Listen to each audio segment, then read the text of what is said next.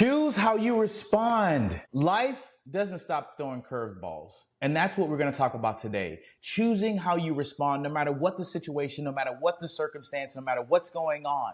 We're going to show you how to do that. But how you respond is where your power lives. In this episode, I'm going to break down 5 fearless ways for you to stop reacting out of emotion and start responding with vision. If you want to reclaim control over your emotions, your relationships, and your future, guess what, man? This episode is for you.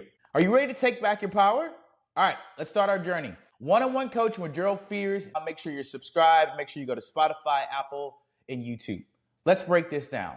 The choices are yours. How you choose to respond to life, how you choose to respond to life situations, that is up to you. That is your choice. You are not bound by a situation. You are bound by how you respond to that situation. It's everything. One of the first key takeaways for controlling how you respond is take a second and pause before you react on something and ask yourself, wait a minute, if I do this, if I say this, am I really going to get the best result? If my boss is yelling or screaming, if my kids are out of control, what is the best way to handle this? But taking a second to think about what's gonna be the responses if I yell at my children, if I yell back at my boss. You get a disrespectful message, instead of firing back, you give yourself 10 minutes and you say, you know what? I'm gonna reclaim my space and get my mind back.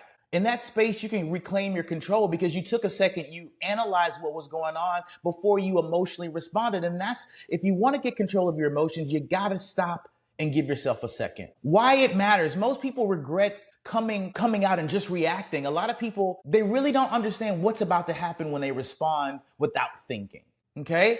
The second thing you need to know on how do you choose how to respond is you need to separate the moment from your identity. Let's just say you fail in public and you feel embarrassed. And instead of saying, I'm a failure, this doesn't work. In that moment, you need to say, you know what? This didn't go well, but I can do better next time. You know what? I wasn't as fast about this as I should have been, but I'll be faster next time.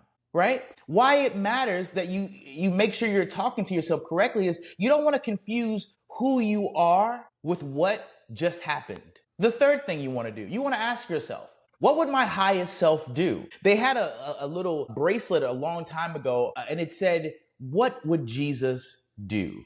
And you need to ask yourself in these moments, what would my highest self do? What if I really want the best scenario to come out of this, what is the best way to handle this? What is the highest way to support this moment?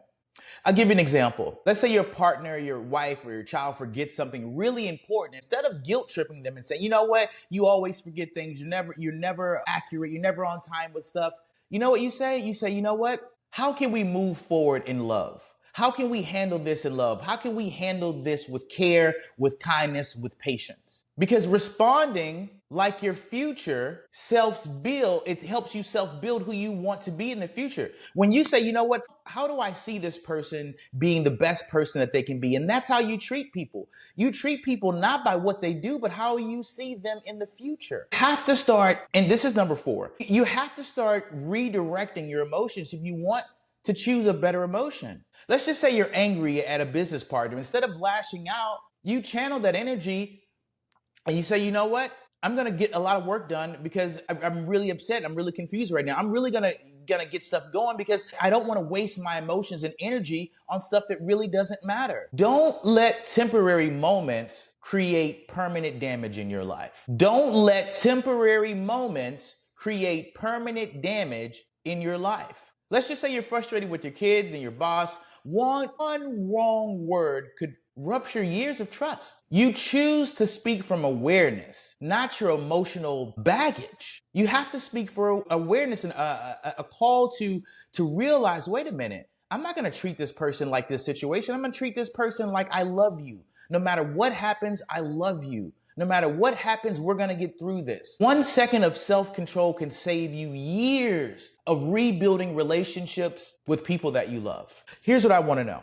If you're ready to take action and you're ready to emotionally get your power back into your own hands, don't just listen to this episode. I want you to practice controlling your emotions, making better emotional decisions, not allowing your emotions to override your logic. That's the reality. You don't want that. You don't want your emotions to override your reality. Very, very simple. Because if you do that, guess what's going to happen? If you do that, guess what's going to happen? You're going to be completely out of control. You're not going to know how to handle things. And you're going to be so upset that you did that. Controlling your emotions is key to having a healthy, high quality life. At the end of the day, if you want to take your power back, don't just listen to this, practice it. Book your coaching session. Go to GeraldFears.com. Your future self is built by how you respond today. I'll see you guys in the next episode.